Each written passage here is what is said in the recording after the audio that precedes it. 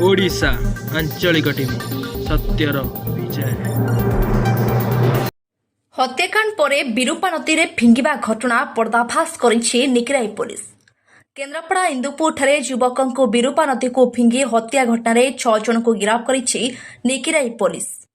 गिरफ समस्त अभियुक्त जाजपुर जिला बरी थाना अंतर्गत कृष्णनगर गाँव। गिरफ अभियुक्त माने हेले टिकिली जेना, टिकिली पुओ लिटुना जेना और बंटी जेना, टिकिली संपर्कीय दीपू जेना, अश्विनी जेना और किशोर जेना।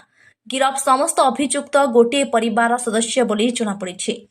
ଏହି ବିଭତ୍ସ ହତ୍ୟାକାଣ୍ଡ ପଛରେ ପରକୀୟା ସମ୍ପର୍କ ଥିବା ପୋଲିସ ସୂଚନା ଦେଇଛି। ମିଳିଥିବା ସୂଚନା ଅନୁଯାୟୀ ମୃତ ଟ୍ରାକ୍ଟର ଚାଳକ ମଣ୍ଟୁ ମଲ୍ଲିକ ଅଗଷ୍ଟ 14 ତାରିଖ ସକାଳେ ତାଙ୍କ ସାଙ୍ଗ କୃଷ୍ଣନଗର ଅଞ୍ଚଳ ଦୀପୁ ଜେନାଙ୍କ ଘରକୁ ଯାଇ ତାଙ୍କ ସ୍ତ୍ରୀଙ୍କୁ ଭେଟିଥିଲେ। ଏହି ସମୟରେ ଦୀପୁର ବାପା ଟିକିଲି ଜେନା ମଣ୍ଟୁଙ୍କୁ ତାଙ୍କ ବୋହୂ ସହ ଦେଖି ବିରକ୍ତି ପ୍ରକାଶ କରିବା ସହ ମାରଧର କରିଥିଲେ। ମଣ୍ଟୁ ସେଠାରୁ ପଳାଇ ଆସି ଇନ୍ଦୁପୁର ଛକରେ ବୁଲୁଥିବା ବେଳେ ଦିନ 2ଟା ବେଳେ ସେଠାରେ ଟିକିଲି ଜେନାଙ୍କ ସହ ଭେଟ ହୋଇଗଲା। ମଣ୍ଟୁ ରାଗ ସୁଝାଇବାକୁ ଯାଇ ଟିକିଲିଙ୍କୁ ମାଡ଼ ମାରିଥିଲେ। ଟିକିଲି ଘଟଣାସ୍ଥଳରୁ ତାଙ୍କର 2 ପୁଅ ଲିଟୁନା ଓ ବଣ୍ଟିକୁ ଫୋନ୍ କରି ଡାକିଥିଲେ। ବାପ ପୁଅ 3 ଜଣ ମିଳିତ ଭାବେ ମଣ୍ଟୁଙ୍କୁ ମାଡ଼ ମାରି ସାଙ୍ଗରେ କୃଷ୍ଣନଗର ନେଇଯାଇଥିଲେ। ସେଠାରେ ଅନ୍ୟ ଅଭିଯୁକ୍ତମାନେ ମିଶି ମଣ୍ଟୁଙ୍କୁ ମାଡ଼ ମାରିବା ସହ ପୁନର୍ବାର ଆଣି ବିରୁପା ପୋଲ ଉପରୁ ନଦୀକୁ ଠେଲି ଦେଇଥିଲେ। ବିରୁପା ନଦୀରେ ଠେଲିଦେଲେ ହେଲେ ଲୁଚିଲେ ଯାଇ ରତ୍ନଗିରି ପାହାଡ଼ ଉପରେ।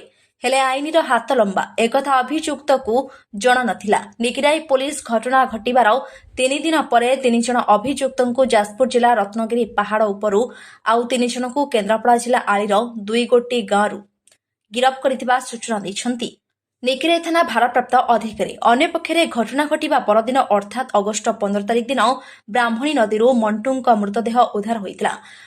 ମୃତ ମଣ୍ଟୁ ମଲ୍ଲିକଙ୍କ ଭାଇ ଶରତ ମଲ୍ଲିକଙ୍କ ଅଭିଯୋଗ କ୍ରମେ ନିକିରାଇ ପୁଲିସ ଘଟଣାର ତଦନ୍ତ ଚଳାଇଛି।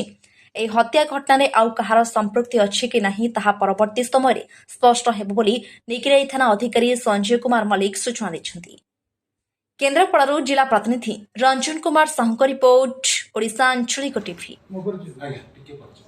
संजय कुमार मल्लिक भारप्राप्त थाना अधिकारी निकिराई थाना।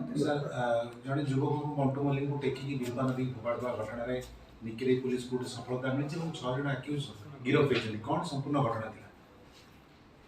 संपूर्ण घटना तो आम तदंत परिसर अच्छी प्राथमिक तदंत आम जी पाइचु 6 जन जो संपुक्त व्यक्ति विरूपा नदी पोल मारिदेवा उद्देश्य पानी को फिंगी 6 जन को आम अरेस्ट करूँ। अधिक तदंत चलती आम चेष्टा करूँ अधिक तथ्य प्रमाण संग्रह करी दोषी मान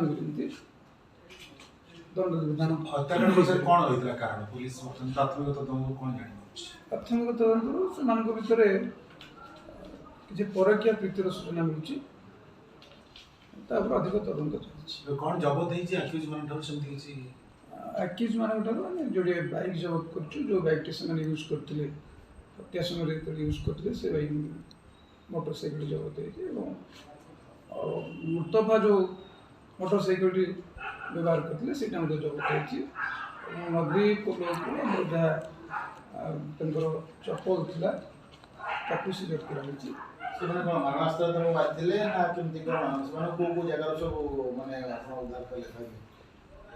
आम जाजपुर अंचल किसी लोक अरेस्ट कलु से लोक भुवनेश्वर किसी केन्द्रापड़ा अरेस्ट कर।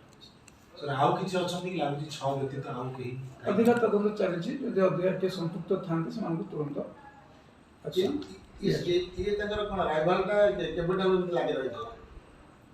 एम भितर समस्ते ट्रैक्टर ड्राइवर भितर सब संपर्क थी समस्ते परस्पर सहित संपर्क रखी जावासवा करती ट्रैक्टर चलाती विभिन्न मालिक अंचल ट्रैक्टर चलाती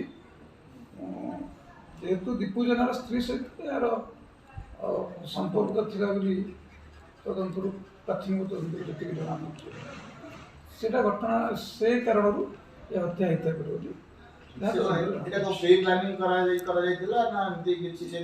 तदंत चली अधिक तदंत चलू प्रमाण पाइला।